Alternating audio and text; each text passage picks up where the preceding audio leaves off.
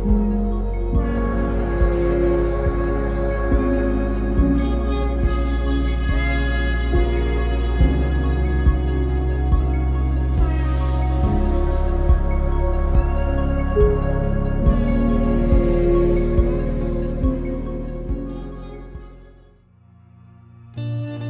everybody, welcome into our special Memorial Day service. My name's Josh, I'm the pastor here at Church on the Drive, and I'm so glad that you've tuned in for today. Our band is gonna sing a few songs for us today. We're gonna talk a little bit about some scriptural things. This is gonna be a good time together. So let me invite you to go ahead, grab your Bible, maybe grab a notepad, do something like that, and sing with us as our incredible band kicks us off.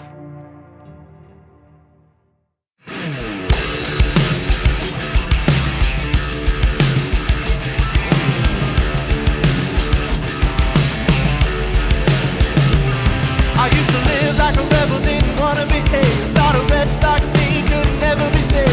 But everything changed, I remember the day when I heard him calling my name. Like a thief in the night, he snuck in, took my life. I was dead, now I'm alive and singing. I got stolen by the grave robber, picked me up from that rock bottom, washed my soul in that holy water, brought me back to life. One more stone rolled away, one more sin, I've been saved by grace. This dead man, he ain't dead no longer, all because of that grave robber. Maybe you're the one thinking that you'll never be right, and even though your mama praying for you every night, praying Jesus gonna find you and open your eyes, well maybe right now's that time. Like a thief in the night, he'll stick in, take your life. That resurrection gonna have you singing. I got stolen by the grave robber, picked me up from that rock bottom, washed my soul in that holy water, brought me back to life. Brought me back to life. One more stone rolled away, one more sin, I've been saved by grace. This dead man, he ain't dead no longer, all because of that grave robber. Taking my sin, taking my shame, breaking my soul out of these chains. I'm a dead man living, and God did it. Taking my sin, taking my shame, breaking my soul out of these chains. I've been forgiven, and God did it. And I got stolen by the grave robber, picked me up from that rock bottom, washed my soul in that holy water, brought me back to life. I got stolen by the grave water, picked me up from that rock bottom, washed my soul in that holy water, brought me back to life. One more stone rolled away, one more sin, I've been saved by grace. This dead man, he ain't dead no longer, all because of that grave robber. The rock, and all because of that grave robber. Jesus is the rock, and all because of that grave robber.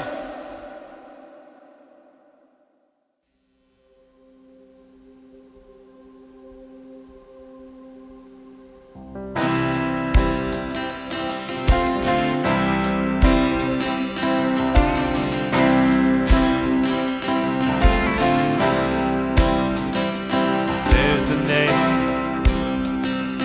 on my lips, let it be Jesus, my friend. If there's a way that I wanna live, let it be Jesus, amen.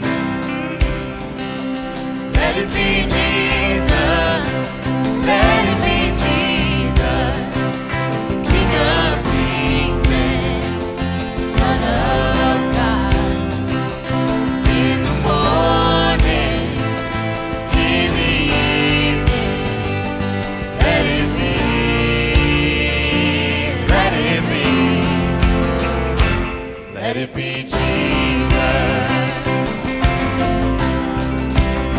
Oh, let it be Jesus.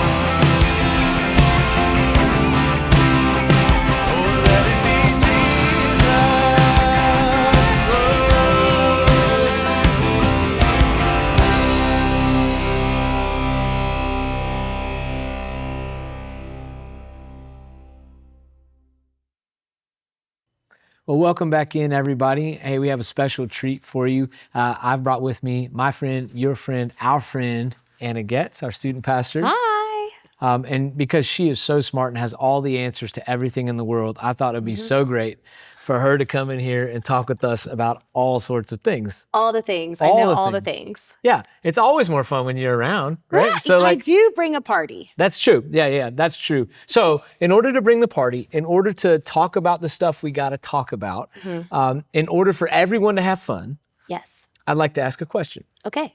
Okay, my question is, have you ever known someone whose death really hit you hard or kind of lingered with you for a while? Yeah. That's a good party question, right? I know. I was like, wow, this is a very different mood. Okay. It's a great party question. I know it is. Yeah. I do. When I was in the 3rd grade, one of my best friends and her mom were killed by a drunk driver. And so being 8 years old and experiencing that, my grandpa had died before, so that was not the first death that I experienced. But I still remember, like, when my mom and dad woke me up that Sunday morning to tell me what had happened. I still remember, like, for months just expecting her to, like, walk in the door at school, and she never came back to class. Like, I was like, where's Courtney? And she wasn't going to come back. And I think about it was like 4 days into our school year. So it's like the beginning of August. And every time I think about that, I remember the feelings of that and remember what that was like. And it was a lot for a 3rd grader to understand what happened and why. Oh, yeah, that's an insane amount of stuff to carry with you at any age, but definitely at that age. And yeah, there are some deaths that just linger with us a little bit longer. You know, sometimes I think about my grandfather when he died that's been 20 years ago. Yeah. But for the longest time, I kept expecting him to walk through the door or to get a call from him telling me what to do with my car or something like that. I mean, it was strange not to be able to call him. In fact, that was, like, I think for me, the hardest part about him dying was this coming to the recognition and the realization that I couldn't talk to him anymore. Right. Like, that was weird. Yeah, absolutely. I can't imagine going through that in 3rd grade. Right. Yeah. One of my best friends from high school, his name was James, and James was this really great athlete, but he was like one of those really good athletes that his parents wouldn't let him play football. It was too dangerous. Like, he's gonna be the safest one out there, I promise you. But he played all these other sports. He's a great athlete, incredible, and he's really, really smart. And he taught me a lot of things. And when we were graduating, I graduated like the year after 9/11. Like, Okay. so, Yes. Yeah. and so I was a junior when 9/11 happened, and then. As you might expect, everybody, if you might remember this time too, everybody was joining the Army at the time or some branch of the service, right? Especially in our age group. And they were all joining in and say, we got to go fight for our country and all of this. And there was this real sense of patriotism. You remember flags were everywhere. Everywhere. Yeah. Yes. And James is one of those guys. James went and he decided to join the Army. He and one of our other friends, Nick, and they were very close too. And things were great. I went to college, they went, and I kept up with them while they were in the Army. They're going through this training and that training. Next thing I know, they're in Afghanistan. That was crazy to kind of work through.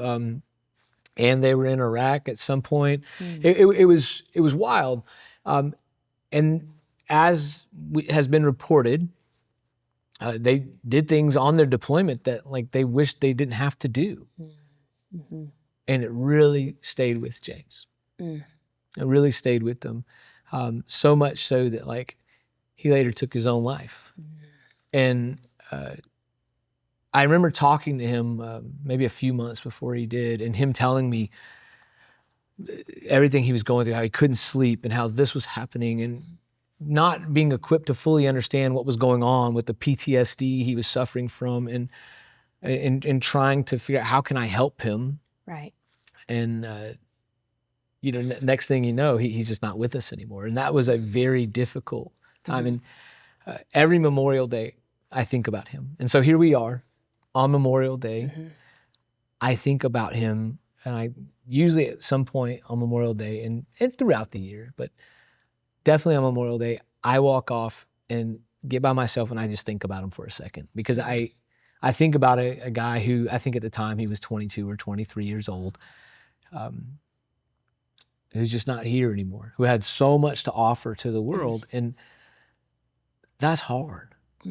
That's hard. And I know on Memorial Day, for so many people, it's still a very difficult day for that reason. And maybe it has nothing to do with the armed services, although Memorial Day is centered around our fallen soldiers and things. But I think for Christians, it can still be hard, Absolutely. But death is hard for everybody, isn't it? Right. Death is difficult for anyone. It was even difficult for the followers of Jesus.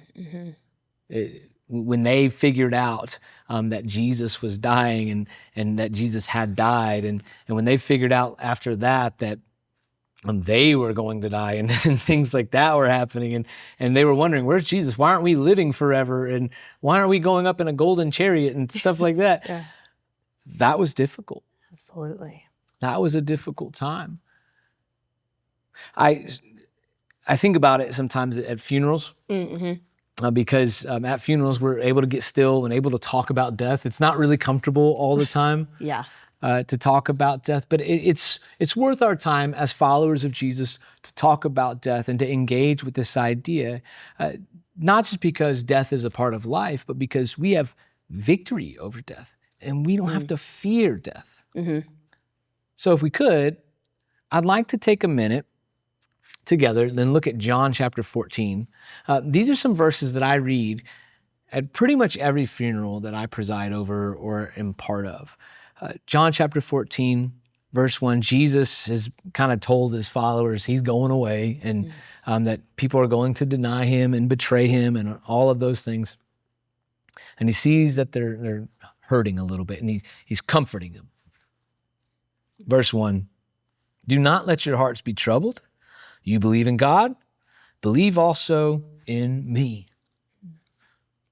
I've found for myself, like when I've struggled in belief, like to believe about Jesus, I start with my belief in God. Like, can I believe in God? And if I can believe in God, and if I do believe that there's this good, big, wonderful God out there that's stronger and smarter than anything I can imagine, then surely this creative God is big enough to do something like be enfleshed and dwell among us. Yeah. And so I can go there. But Jesus is saying even more than that. Jesus is saying, if you believe in God, believe in me, because that's me. He goes on, my Father's house has many rooms. If that were not so, would I have told you that I'm going there to prepare a place for you? Like, would I be lying to you? Right, yeah. Would I be lying? What do you mean? And if I go and prepare a place for you, I will come back and take you to be with me, that you also may be where I am. That's pretty good, right? So we're told by Jesus himself, he's telling the disciples, I've got a place for you, and because I've got a place for you, I'm coming back to get you. Now, what does that do for you? I mean, for me, I hear that and I go, I don't have to fear. Right. What does that do for you? How does that hit you? Yeah, I think there's a comfort in that. And I worry about things a lot of times. And there's a comfort in saying, like, I don't have to worry about what's going to happen because Jesus has already got it. He's already prepared a place. I don't have to worry about what's next or what will happen when this happens. Like, he's got it, and he's already ready, and I don't have to worry about those things coming ahead. There's some comfort in that. Right. I wouldn't want to go through life without that comfort. Right. Personally. Absolutely. Yes. Do you ever find yourself dealing with any level of doubt around that, or fear, even in the midst, even though you know it's there and that Jesus said it? Do you find yourself ever dealing with any fear around that? Yeah, I think so. I mean, I think about, like if you think of God as the way that we think of humans. Like humans can say we have something prepared for you and then they might drop the ball about something. Or there might be fear that like, oh, I know if there's certain people that I might ask to do something, like I need to have a backup plan because they might not actually follow through the way that they have said they will.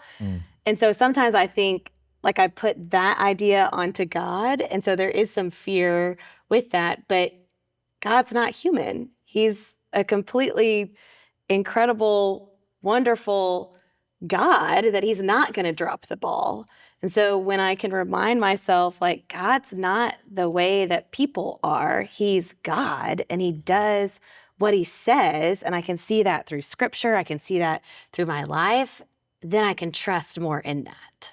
How much of a role would you say church has played, being around other, just being around other believers has played in your ability to solidify that in your mind?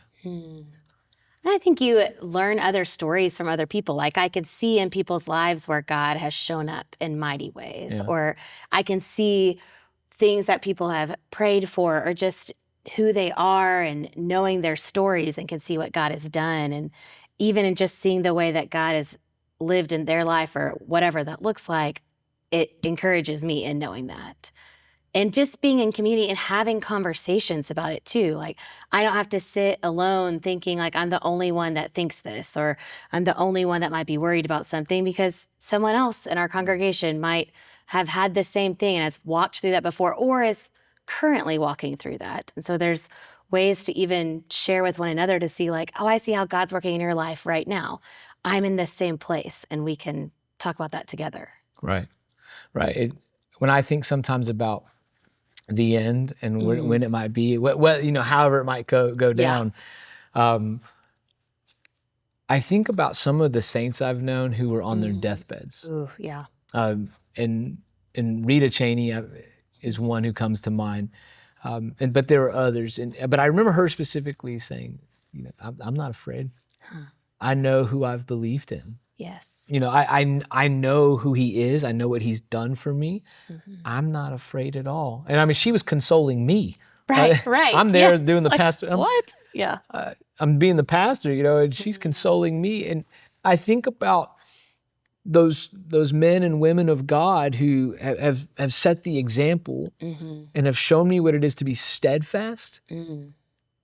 Oh man, like that helps me so much. Right. And I think that's why, one of the things Jesus says next is, he says, you know the way to the place where I'm going. And the reason we're able to know the way is because Jesus is the way, right? He says, I am the way, the truth, and the life. No one comes to the Father except through me. Well, guess where the Father's at? The Father's house. Right. And you know what? There's a room for you there. You know why? Because Jesus told us. Yeah. That's good news. And when Jesus says, I am the way, the truth, and the life, you know the way, like you know me. You know me. And the reason we're able to know Jesus is because God sent Jesus, and people just like you, and people just like Rita Cheney, and people just like all these others who've been around us, helping to form us in our Christian faith for years. They've been growing us and preparing us for the day that we take our last breath in this life and our first breath there. I think I'd be a lot more nervous about the end if I hadn't been around a bunch of good Jesus-following people. Absolutely. But we're not the only ones that ever feel this way. Right. Like there were people who were trying to figure this out early on amongst the first Christians. Even though they knew these words, they knew this sort of thing had happened. There were some Christians in Thessalonica that were kind of confused. They're saying, hey, why are we still here and why are people dying? Which, if you put yourself in their shoes, right, you're told you're going to get eternal life, like everlasting life. And then Uncle Bob died. Right. And so did Aunt Sheila over here. I hope you don't have an Aunt Sheila, but well, good. But people are dying. These people that you love and admire and respect and who probably led you to the Lord, had a great hand in you becoming a Christian, they're dying. And so they're trying to figure out, what does this mean? How does this work out? And so Paul writes them a letter, these Christians in Thessalonica in the first century. And as part of that letter, he writes them in 1 Thessalonians chapter 4. If you want to look at it, it's verse 13.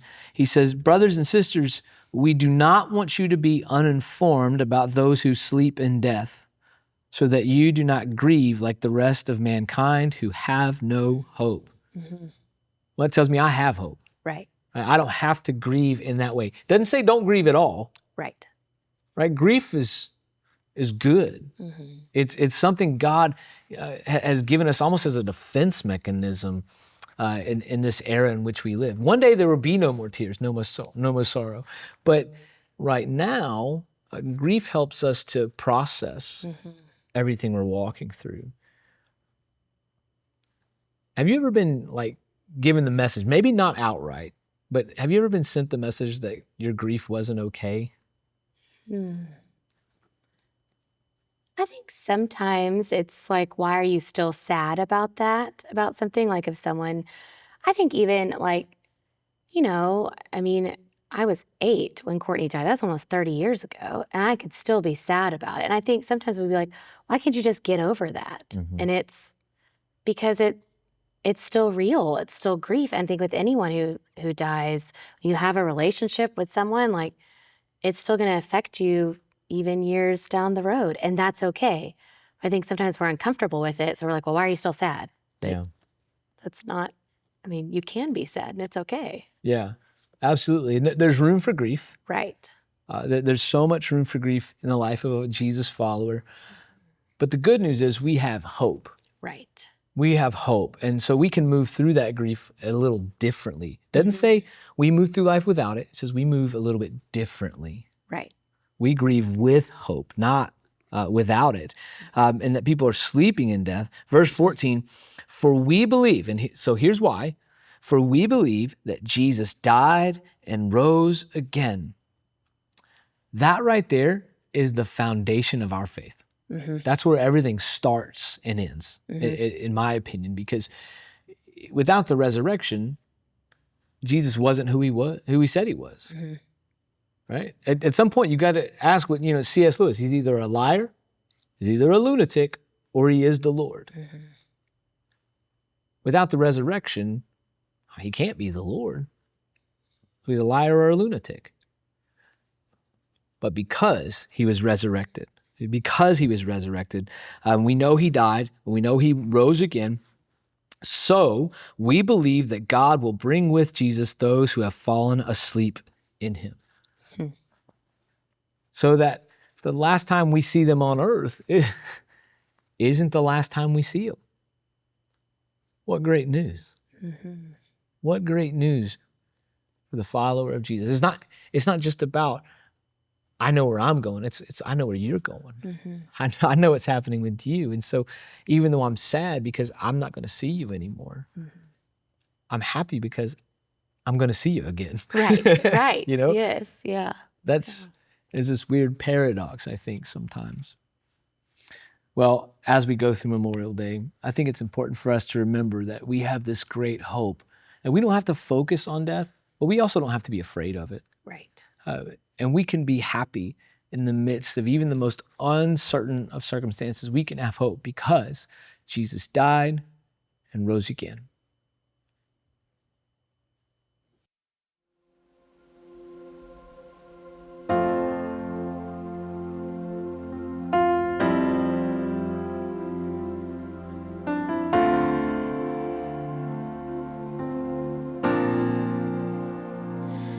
I remember how you provided, how you helped me through the night.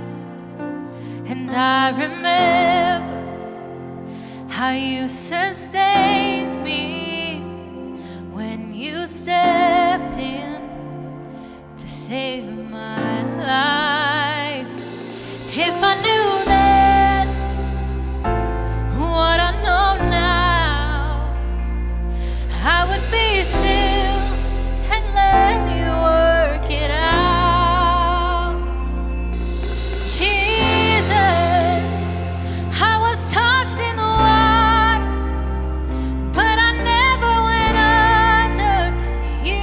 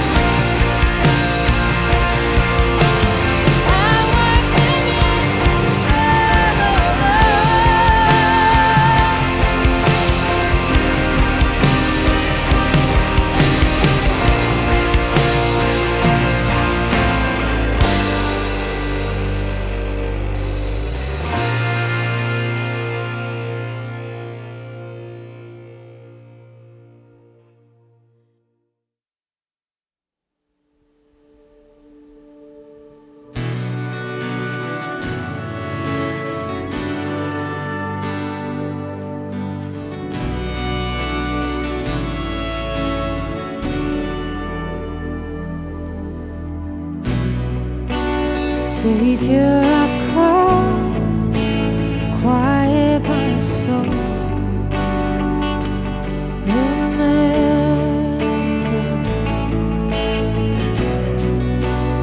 Redemption said, where your blood was spilled for my ransom.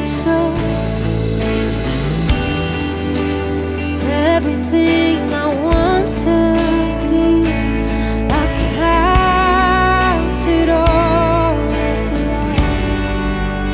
Lead me to the cross where your love poured out. Bring me to my knees, Lord, I lay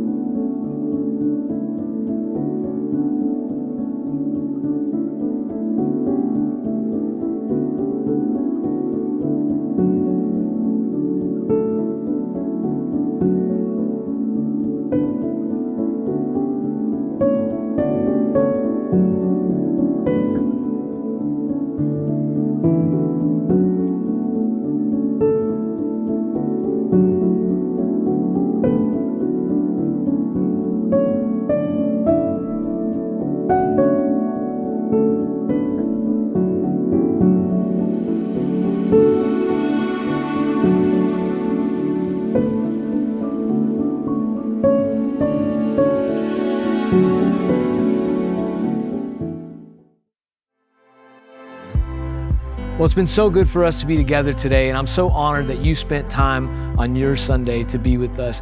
We'll be back in person next Sunday, June 1st, with a brand new series all about mental health. You're not gonna want to miss this series. It's gonna be a good one. Make sure you invite somebody to come be part of this.